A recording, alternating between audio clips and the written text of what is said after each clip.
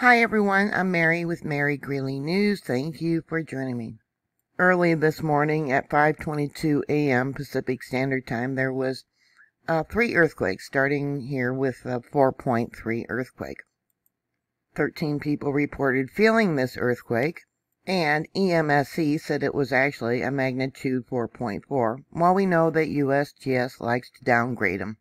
Here is the report from EMSC, magnitude 4.4, 10 kilometers in depth, whereas USGS said it was 3.5 kilometers in depth. So that would be about 2 miles in depth, very shallow.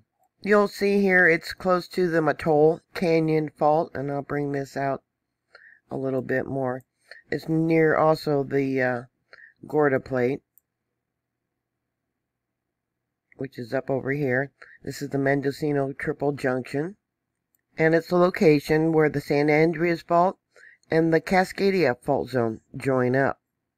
The foreshock, you could say, the first earthquake to occur was a magnitude 3.2.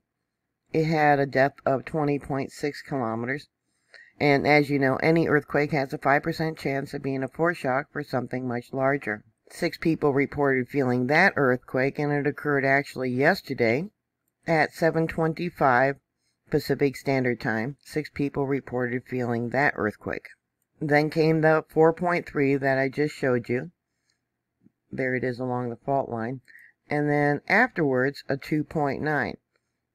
That earthquake was at 10:52 a.m. Pacific Standard Time. And here's another odd thing about it. It was 0.1 kilometers above sea level.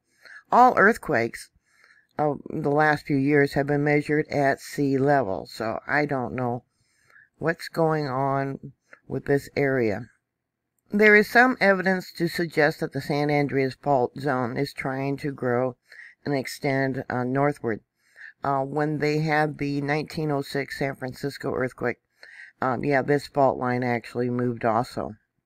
So you have 2 different things going on here, quite possibly like the house of cards, as the San Andreas Fault tries to extend, is putting more pressure on the Cascadia Fault Zone.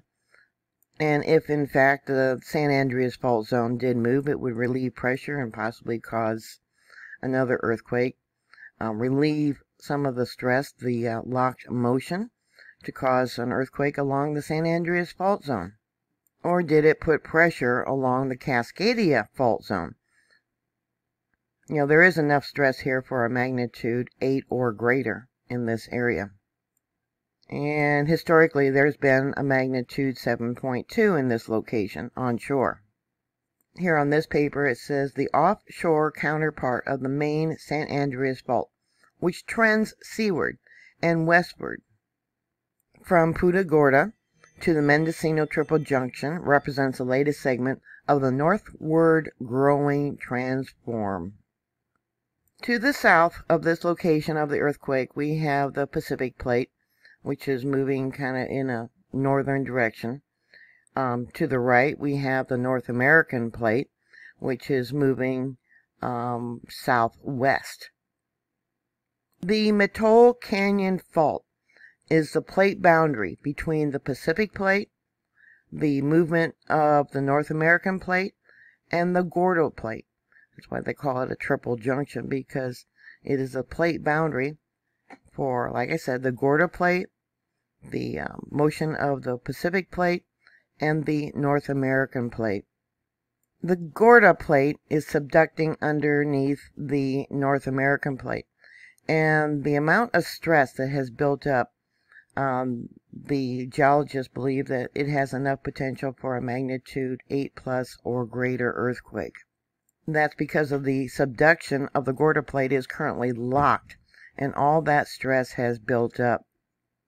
Just a few days ago on the 9th, and I did a report about that, there was a magnitude 3.3 earthquake close to this same location. And I talked about the consequences and the possibility of more earthquakes to come.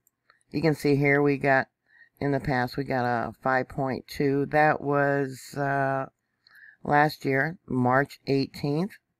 And in 1992, there was a magnitude 6.6. That was on the 26th of April. Let me bring this down so you can see that. And also in 1992, on the 26th, there was a magnitude 6.5 earthquake. Initially, this earthquake was interpreted to have been on the Cascadia subduction zone. The moment tensor shows a compressional mechanism. However, the two larger aftershocks on the same date, 6.5 and a 6.7, have strike-slip moment tensions, and these two aftershocks align on what may be the eastern extension of the Mendocino fault. That came from earthj.com. So eventually something's got to give. I hope you're prepared for something large. Yeah, all the signs are there. All the tension has built up. It's just a matter of time. If you want to read more and learn more about this compression, look up the King Range Thrust Zone. So what are your thoughts? Put your comments down below. Thank you for watching. Please stay safe. And I'll talk to you later. God bless you. Bye.